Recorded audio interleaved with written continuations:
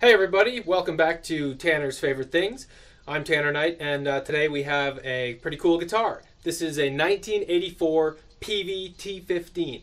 So I don't know if you're aware of the Peavey USA guitars, but they are pretty kick-ass. There's a lot of people out there who would say that they are on par with a Fender or a Gibson, but I think that that's probably stretching it. However, they are a really, really awesome USA option, and especially if you don't want to spend $1,000 or more on a guitar. So this particular model is a 1984 with an ash body, and you'll see these in a lot of different variations as far as how many pieces the body comes in. This one I believe is just a 3-piece. Yeah, we have a seam here and a seam here, and that's an ash body once again in 3 pieces here. The neck is a maple single neck that has the fretboard built in with it.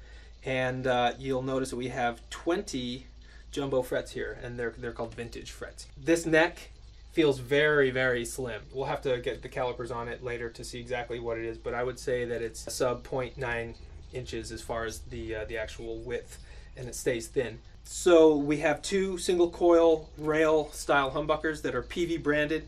They're Peavey developed and branded, that is, and a 3-ply pickguard here, which is pretty nice as far as a 30-plus-year-old pickguard goes. A lot of the time you'll see these with waves and kind of weirdness in them, but this one is really rock solid. 3-way switch, volume, tone, pretty standard toggles, and a Peavey bridge here that they also developed with these offset saddles, so you can help intonate this a little bit better. I'll be honest, it's pretty rock solid as far as tuning goes. Speaking of tuners, we do have the Peavey branded True Lock tuners. They're kind of a Clouson 6-in-line style tuner. They're probably my least favorite part of this entire guitar. If I was going to upgrade, and believe me, I thought about it many times, if I was going to upgrade anything, it would be these tuners, and I'd probably put some Spertzl locking tuners on here and call it a day. But otherwise, this bilaminate Hardrock maple neck, which is a technique exclusive to Peavey, is really nice feeling. It's glossy but not too plasticky, and the fretboard it has a nice flat radius on there, so it is very accessible. This guitar is really geared towards beginners and towards people who are learning how to play guitar. It is in fact a short scale guitar, so I'll compare it up against a Strat later just to show you what that looks like. But this is a metal nut here. I'm not exactly sure what the material is, but that is a nut that is not brass. Maybe it's titanium, not 100% sure. Have to look up that, and maybe I'll run it in some text here at the bottom. But pretty straightforward rock guitar. It has lots of tones, and today I will be showing you these tones through a Quilter 101 mini reverb head that is patched into my RMC Rack Mounted Concepts 2x12 with 2 Celestion V30s in it. Let's hear some clean sounds. This tone knob actually adds a lot of color. I think a little bit too much on the far end of it. Here it's wide open.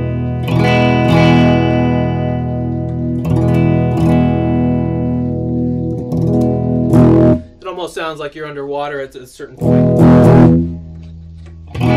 So that's the bridge pickup, by the way. We are in the bridge right now, and it's pretty standard single coil sounds. I wouldn't exactly call it exactly like a Strat or a Tele, but it has a very distinctive single coil sound, I would say.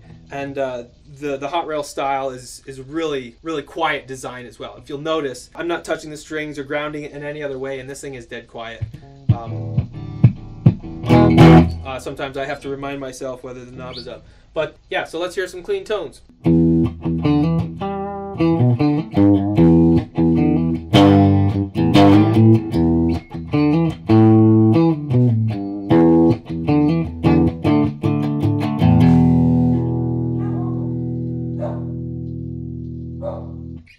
Thank you, Jack and Max.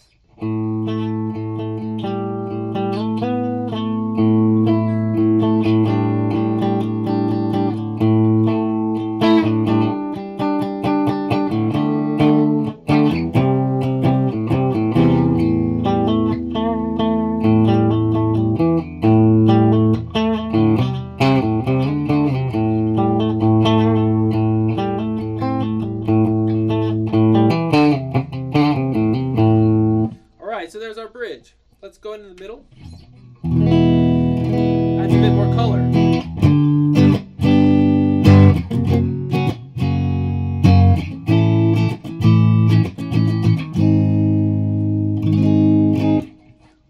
Little jazzy.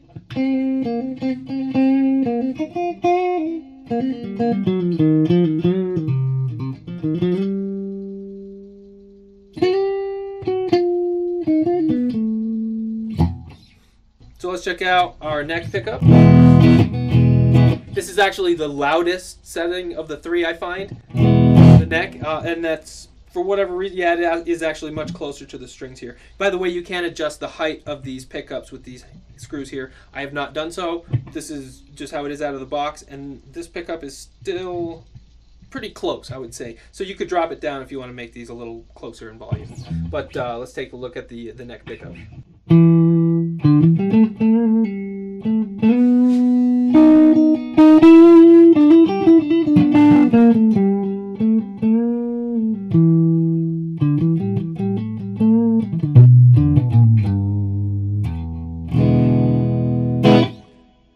So pretty nice clean sounds.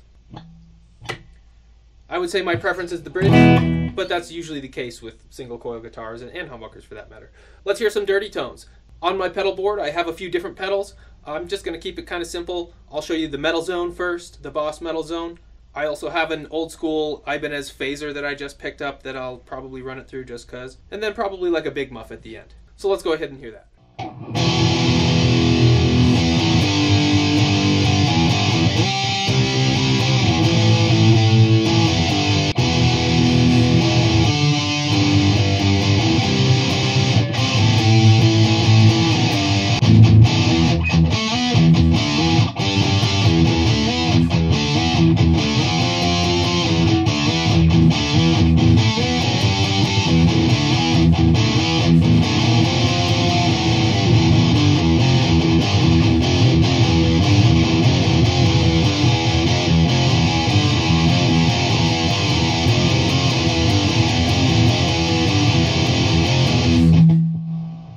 I may come back to that metal zone once I drop it down to the D at the end, but let's check out the other pedals while I still have it tuned in E. Alright, so I've turned on the Ibanez phase tone. Let's take a listen.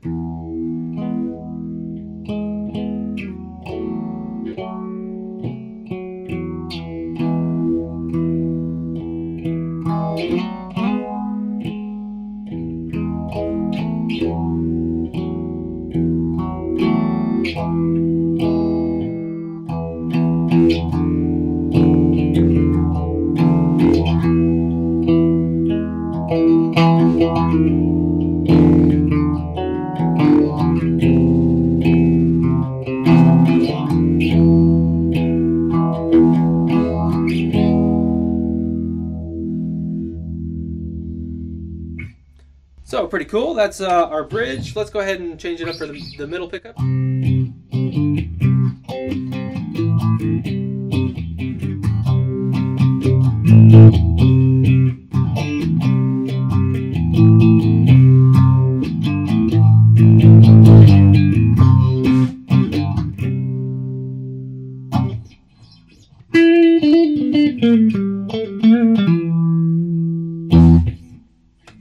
And of course the neck pickup. I have been needing to tune in between about every other riff or so. It's not the most stable tuning system, but it does the trick. Again, if I were to upgrade anything, it would be the tuners on this guitar. Here's the neck.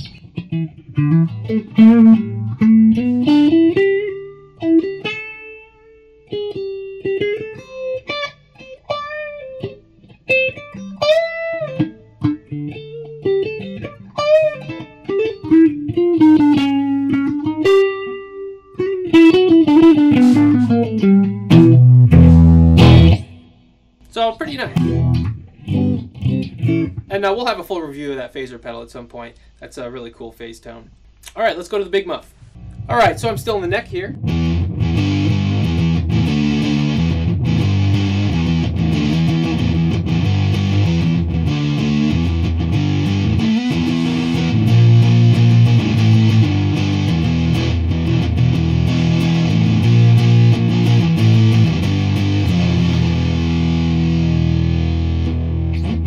check out the bridge just in case.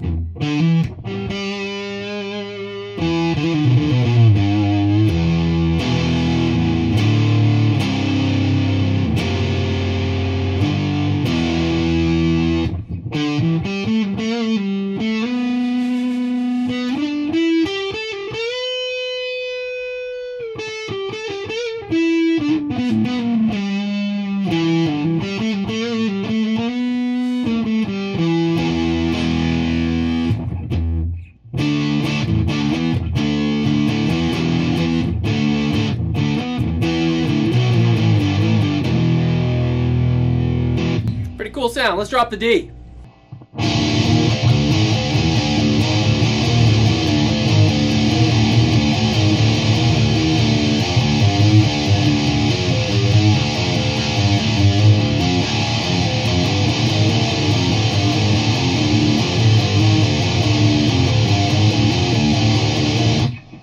This might be the limits of this guitar. I mean, I'm not saying that it sounds terrible, but I think that this is, we can all agree that this is not what this guitar was designed to do. But it's still fun to do. Drop the D, got a short neck, and it still chugs.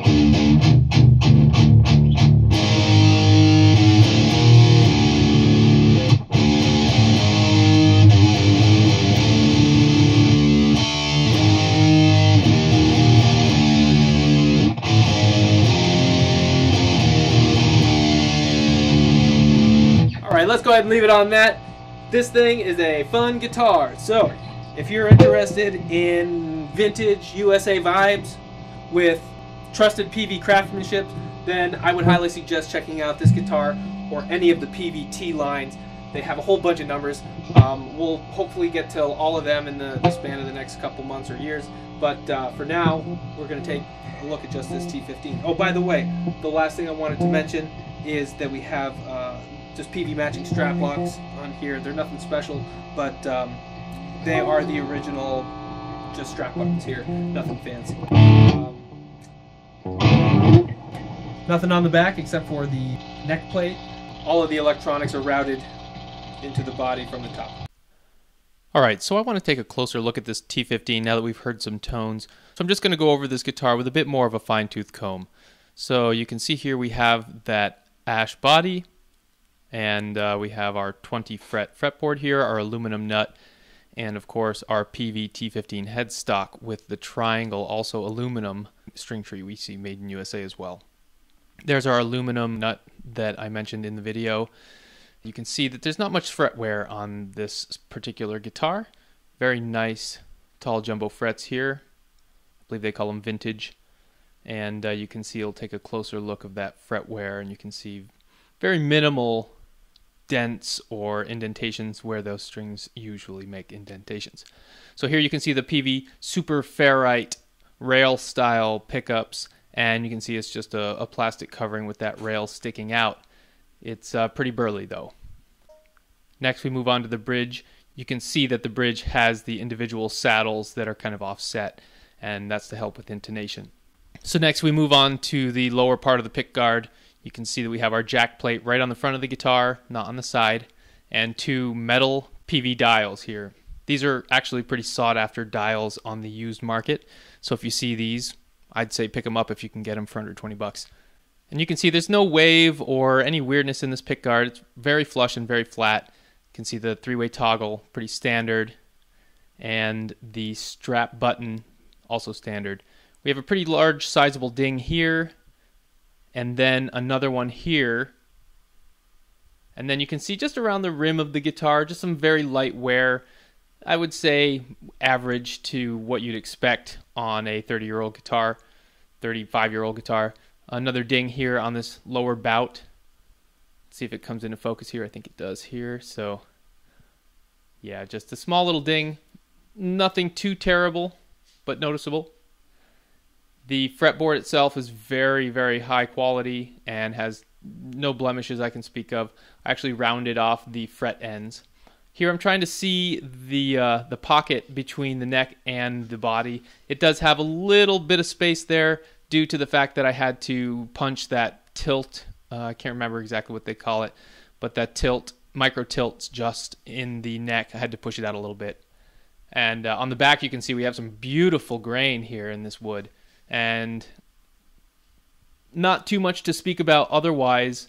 There's a few dings and just some small things to note, but the neck, nothing jumps out at me, just really high quality, nice gloss. And you can see that PV serial number there and the handcrafted in the USA with those 6-in-line Kluson style tuners.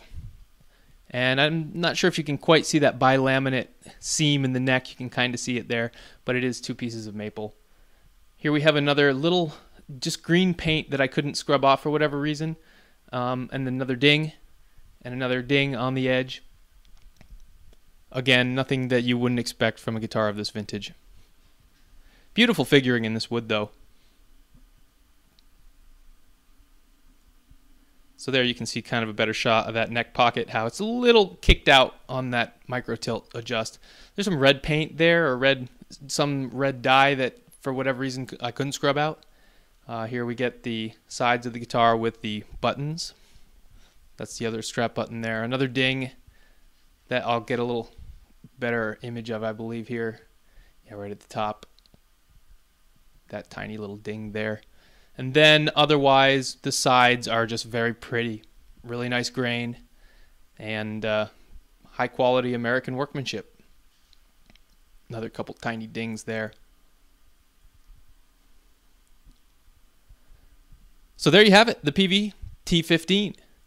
In 1984, this was a really great, fun guitar to play and to get to know a little bit better.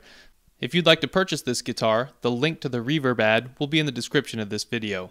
Thanks for watching and hope to see you the next time.